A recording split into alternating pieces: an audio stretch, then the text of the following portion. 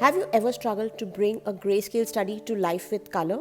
It's Spotlight Saturday, and I'm shining the light on transforming a simple value study into a bold, colorful piece using a complementary color scheme.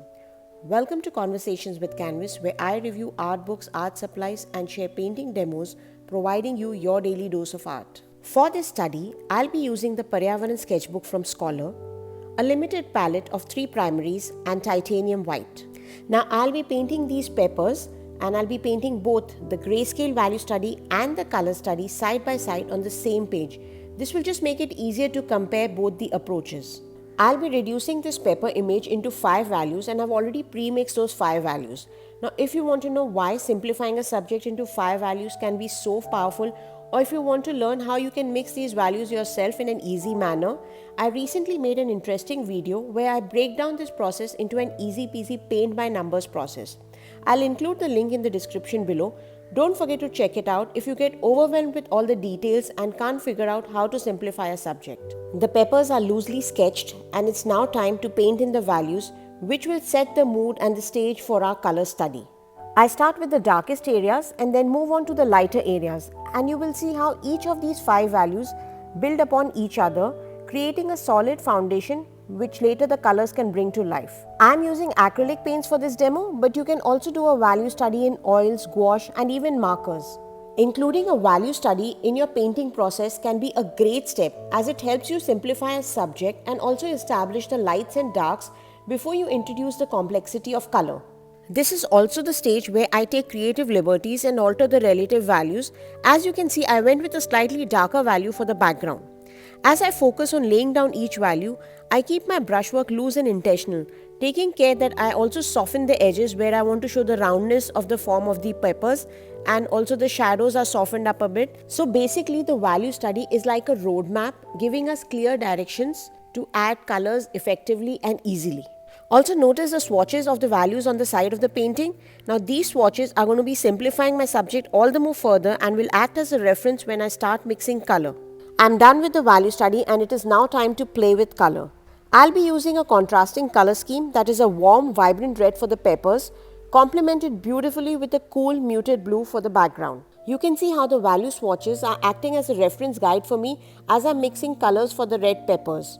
To check if the color mix has the right value, I just place it next to the swatch, and this just helps me so easily to know whether I need to tweak it or not. Now Pyrrole red is a pretty warm, vibrant red.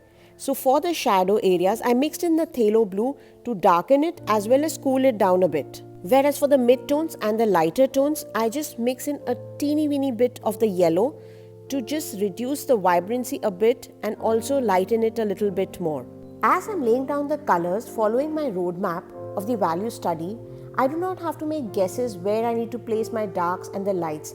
I already know their positions because of this value map, and it makes it so much easier for me to paint loosely and expressively. It's very important to note that while you're mixing light reds for peppers or tomatoes, it's best not to add too much white, as red and white makes pinks. Instead, it's better to lighten the red with a mix of yellow and white, making a nice peach color.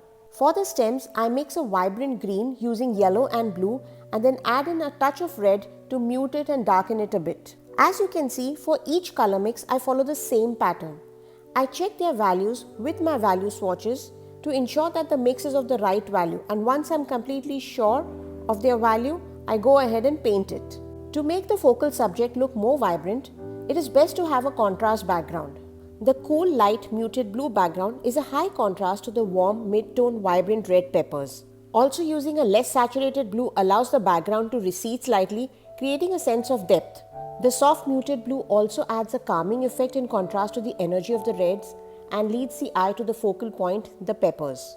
Once the background is done, the last step is to step back and analyze the painting, soften a few edges, and add in the finer details. As you can see, the value study acted as a foundation and gave me the confidence to go bold, not just with colors but also with brushwork. And there you have it, an in-depth look at converting a 5-value study into a vibrant piece with a complementary color scheme. Thanks for exploring this fun, colorful technique with me. If you found this demo helpful, or if you have any suggestions for future demos or reviews, do drop a comment below. I'd love to read your feedback.